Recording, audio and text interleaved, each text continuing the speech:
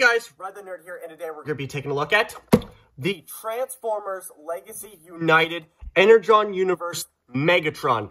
That is a mouthful. Back again with another Transformers review, and sorry for the delay in uploads. I hope that this will make up for it. And if this video does not make up for it, then please accept this Bill Nye Valentine's Day card that I found online. Happy late Valentine's Day, everybody. So this is your Valentine's Day gift for that. So I love you guys. Anyway, so this is yet again Hasbro's Legacy line that also is connected with other lines. But if you're saying, Riley, all the time you've been saying that Transformers Legacy is a line within a line within a line. Well, actually, if you pay attention, it's still within a line within a line. It's just, you know, not as much lines have I been saying over the past, you know, couple of years. But basically, it is still a line within a line, okay? Now, if you don't know who this version of Megatron is, he is actually the Energon Universe Megatron, which for, you know, simpler terms for all you normies out there, basically, this Megatron appears in a three-part series, not really like a three-part series, but just three series of Transformer animes that came out in the late 2000s. So they are all interconnected. So you obviously got Transformers Energon, then you got Transformers Cybertron, and then you also got Transformers Armada. That's right. This Megatron is the same Megatron that appeared in Transformers Armada, and is also the home of everybody's favorite edgy Seeker Commander. Oh! So that actually says a lot. Personally for me, I have not seen the Unicron trilogy, but what I do know is that this guy is basically, you know, in the second series, pretty much. So, taking a look at the box here, obviously, you've got the lovely, you know, Transformers Legacy United logo down there, even though that I don't, you know, really like Hasbro making several different lines within one line. It gets way confusing, at least that they are making some absolute banger on the artwork on the boxes here. You got a picture of Megatron in his gunship mode. Flip around to the side, you also got another close-up of his gunship mode. Flip around, you also got a preview of his gunship mode and his robot mode. Flip around to the side, then you also got some more banger artwork on the side here for the other figures that are going to be releasing on this line. This is my first actual figure that actually came from this line here. Then you can also see that it's 40 years of Transformers, so that is awesome. Can't wait to pick up some more 40th anniversary figures. Well, anyway, stop talking. We're going to move on to the actual figure. So here is Megatron, and I'm really liking this version of Megatron. Personally, for me, I really do prefer the Megatron from Transformers Armada. I think that design just looks a little bit better. But I gotta say that for a second incarnation of Megatron after he died in Armada, it still looks really, really cool. He's got kind of like a Galvatron style going on with like the crown and everything, which actually doesn't make a lot of sense because he is trying to control Unicron's power. I think I got that right. Yet again, I still haven't seen the series. Everything that I get is basically off the Transformers wiki, so take that with a grain of salt, if you will. But anyway, taking a look at the actual figure, this is a core class figure, so you know it's going to be small. It's not going to have much articulation as, you know, some of the, you know, the deluxe class or the leader class figures. But this guy still has a decent amount of articulation. But before we get into the actual articulation, let's take a look at the details here. Like I mentioned before, he does have a Galvatron-style crown going on there with a Decepticon logo printed nicely on the front there. And the combination of the kind of bone, the grayish bone white, with the gray and the dark blue and the neon green really works really well for this design. Very, very nice. And you can see the giant wings on the back here. Very nice. And then you also do see the cockpit area, but that's more for the transformation. And it doesn't really bother me because it actually doesn't stick out too far as I thought it would. It actually perfectly levels with the tips of the wings here, so it's not sticking out like this all the way. It actually, you know, has an actual slot where it can actually go, so it won't stick out too far, which I really do appreciate that. I really do like the very tall shoulders there. Very nice. And then you can also see some details on the legs here. You got all the panel lining, and then also you can kind of see that these are his thrusters in jet mode, but they actually kind of bend into like 3 toes, which are really, really cool. I like that design. You got the knee pads there, and then you also got some pegs on the arms, which we'll talk about later. But for the articulation, he does just have a basic swivel at the head, no ball joint or anything like that, which is to be expected from these core class figures. A 360 rotation if you just move the wing out of the way. He's got a 360 rotation at the arm, can move in and out, a bend at the elbow, and also a bicep swivel. No wrist articulation at all, no waist articulation. He can kick that far, and he can move barely anything because of the kind of whole backpack section here. He does have a thigh swivel, which is really, really nice. He can kick at the knee, or he can bend at the knee, and he does have some toe bend, but that's more for the transformation.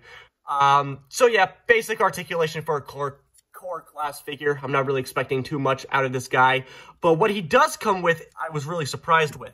He does come with these little blasters here, which he can fit into his hands here, which are kind of, you know, kind of looking like pea shooters there. They don't really like to plug in all that well, but you just kind of have to wiggle them in. Well, I don't know why this one's not going in. Maybe this one will go into the other hand here. Yeah, so he can't fit these little pea shooters in his actual hands there. They can, like, you know, pop off and everything like that. But if you notice, there are actually holes on top of his shoulders here, which for a, you know, more anime, you know, accuracy here, you can actually plug in the blasters into the top of his shoulders here, which I prefer that look. Really, really nice. It gives him more of a menacing look, and the neon green really helps it bring all together. So it sprinkles a little bit more color and everything like that, since we do have, you know, a tiny bit of blue and gray and everything like that. It just gives the character a lot more personality, so to speak. The other thing, if you are not a big fan of this design and you really, really want him to look more like, you know, Megatron, he does come with a, you know, another gun, but this is actually more for, you know, like a fusion cannon type look. So coming back to the pegs that I mentioned before, at the bottom of this little cannon here, you just simply plug in the cannon to his arm, and then bam, now you got a kind of a G1 fusion cannon type look there, which kind of does look like a tank on top here if you just pop this off. It does look like a legitimate tank there, which I really do like the detail on this. You can even kind of see what resembles like a like an actual entrance to inside of the cannon itself. And then you can that just generally looks like a tank. You even got like a little window with the flap and everything, and also the turret on the front here. And also the bottom kind of do look like treads. And then on the back here, you also kind of get like a sword type look. This is the look that I mostly prefer because I just love how like menacing it looks, where he's got kind of like a giant sword coming out of his arm there. Looks really, really nice. But you can always prefer, you know, the G1 fusion cannon look. That's always an option. So yeah, I love the accessories that this guy comes with. It gives him a lot more things to work with posing and everything like that. So if you don't like the shoulder, you know, gun look, you can always just plug them into his arms. And also you have more variety if you want a G1 fusion cannon look, or if you want just a giant badass looking sword on him, that's always an option. For transformation though, what you want to do is that you want to, if you have, you know, the gun shoulder, the shoulder guns, you just want to take them off. Turn the head around, which is not really necessary because the cockpit can still, you know, perfectly fit around his head, even if it is turned around. But I get why they had to do that, so you don't have to see his ugly smug underneath of his jet mode. Then you want to flip open the cockpit, and then you want to plug in those tabs into those little slots there. For the arms here, what you want to do is that you want to rotate the arms so that the pegs are facing in towards his hips there. So you just use those ball joints, flip them around. They are a little bit tight because this is a brand new figure of mine, so obviously the joints are going to be a little bit tighter.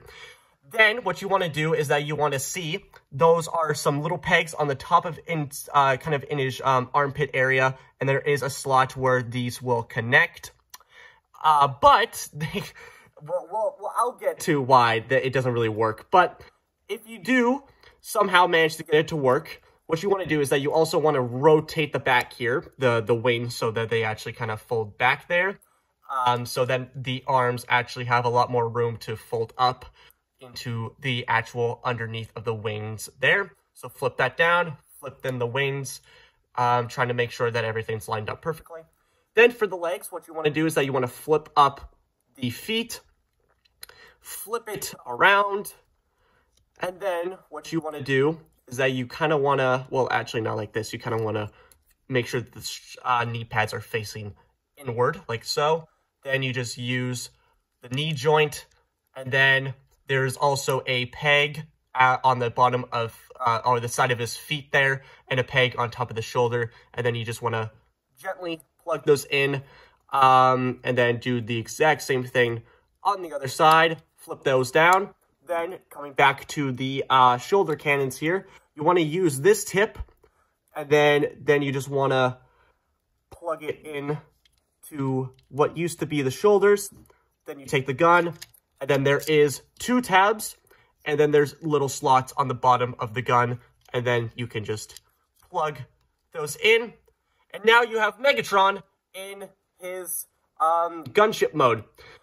Personally, for me, it looks great. It looks really, really menacing. It looks really anime accurate, but there are some major issues with this mode that I despise with a passion.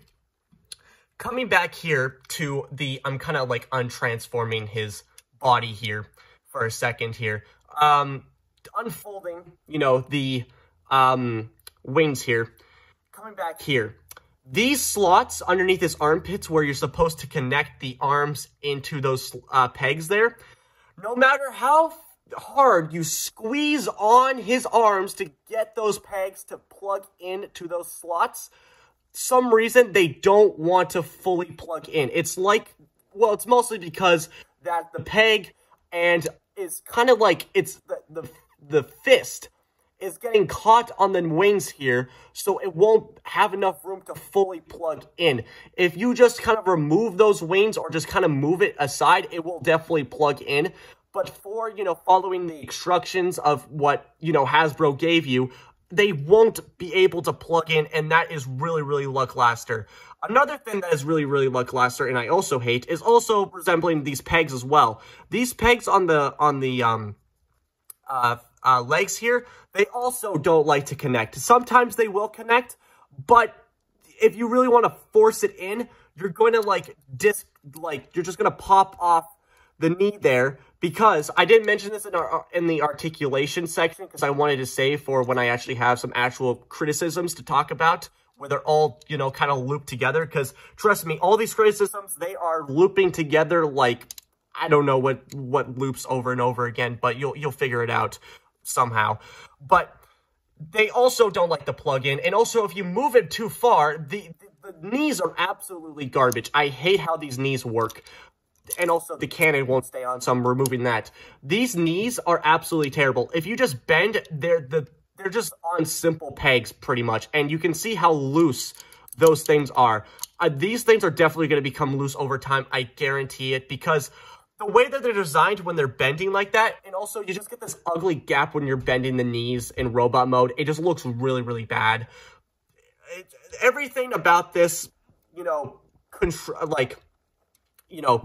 functioning-wise, it does not work at all. But look-wise, despite all this mess going on with the tabs that don't actually plug into anything, it still looks really, really nice, especially with, like, you know, the shoulder cannons and everything like that, and even the window on the cockpit kind of looks like a goose or something like that. And then also you got some missiles on the, the tips of the wings there, and all the other details on top of there, and also when you actually plug in the shoulder, the fusion cannon to the back here, It actually just looks really, really cool.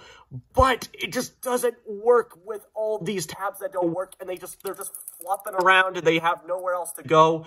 If you're gonna make pegs, at least make them functional, please, because, like, look at this. This thing is flopping. It just wants to come apart, and I guarantee you that these leg joints are just going to become loose over time, and it's going to make the robot mode lose its articulation, and it's going to make posing him just a lot more tedious than it needs to be. And then it also is going to make the vehicle mode, the jet mode, look like terrible. It's going to look awful because all those joints are going to get loose and the tabs won't fit in. It just looks really, really bad. I'm just untransforming him because I love this robot mode more than I love the jet mode. And also it's just a mess to, you know, try to get everything to plug in. So I'm just taking him off at this point. I'm just moving all these things aside. So, in conclusion, what do I think of this Megatron? Look-wise, I really do like how he looks. I really do like, you know, the anime accuracy to this guy. Articulation is pretty basic, but I'm not going to complain about that. But all the other stuff, the pegs, the jet mode, how everything is just... The knees, everything about that is just a terrible design, and I can't stand it whatsoever. It's really, really bad. But I would mostly probably skip out on this guy. If you're a completionist, not like me at all, I'm not a completionist, I probably wouldn't get him because he's not that great as a functioning all-around. I like it when Transformer figures have, you know, like a 50-50 when it comes to robot mode and vehicle mode. They need to be kind of equal-wise. If everything is just good on one side and just completely garbage on the other side, it just won't work at all, personally for me. I can deal with looks and articulation all the time, but I really do like to... Sometimes that's why I don't display all my figures in vehicle modes, because sometimes the vehicle modes are just god-awful, and they just don't look well, and you can't really display them any other way, because sometimes they're supposed to be in the air, and I don't have a stand. It just makes it a lot more complicated than it needs to be. But anyway, that's gonna do it for me, guys. I really hope you enjoyed this video. Like, comment, subscribe. I don't care what you do, because what time it is. So, bye, guys.